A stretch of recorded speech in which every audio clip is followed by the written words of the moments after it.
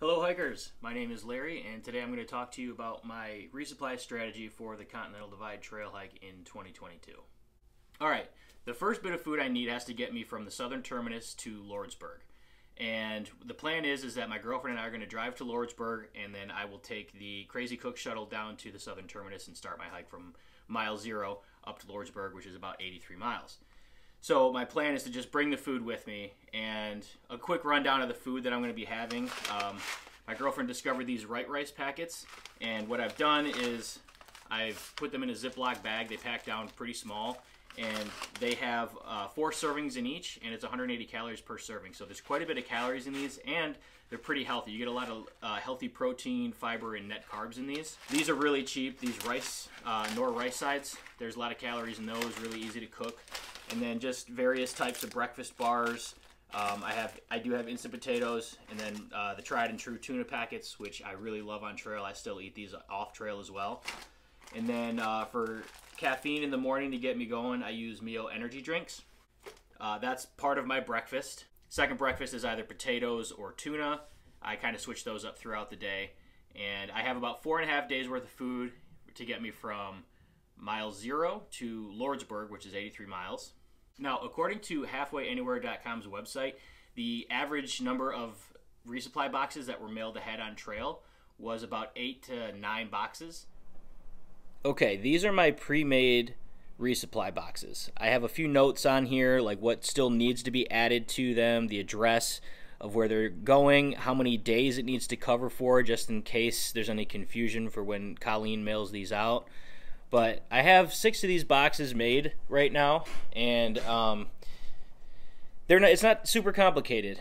These are just ones that hikers from previous years have suggested to mail ahead to, as far as destination-wise, places that are remote, or it might be really expensive to try to resupply from there, or there's just nothing else around. Like, for example, Ghost Ranch, there's not really much there. I think one of the best tips that I can give for anyone trying to plan a thru hike, even if you're just considering it, don't get overwhelmed with what the resupply strategy has to be or what other people have done. When I started off on the PCT, I actually packed 2 weeks worth of food in my pack. I didn't need 2 weeks worth of food, but I wasn't sure when I was going to get my next resupply. Luckily, after just a few days on trail, I realized that the resupply strategy isn't that big of a deal. You can just buy your stuff in town, and there's plenty of towns out there that you can either hitch to or they're right on the trail, and you can just go to a store or a gas station, grocery store, whatever it is, and just buy your resupply for the next few days. And what I like about that strategy is you don't know what you're going to be hungry for all the time. So when you get to these stops and you're resupplying, you get to browse around a little bit and actually pick and choose what your body is craving. And I think having the hybrid approach of having some boxes mailed ahead, or even creating multiple boxes while you're on trail and just bounce those ahead, while also having the option to just go into town and shop for what you're looking for, what you're hungry for, I think that's the best option. So don't get bogged down by, you have to have all your resupply boxes created. You don't. If that's what you want, by all means do it. I think that there's a lot of discipline in doing that, absolutely. But logistically and for the sake of your stress, you don't need to have every single town address sent a box. You just don't need that. It definitely takes a lot of the stress off of the hike itself and the planning of the hike itself when you just step back and say, you know what, I'll figure that out while I'm out there. There'll be places that I can get food. That's what I did a lot on the PCT. I did the hybrid approach, mailing boxes ahead or just buying in town, and there was no issue. I didn't have to worry about it anymore. So I think that strategy worked well for me on the PCT, and I'm going to carry that over onto the CDT as well.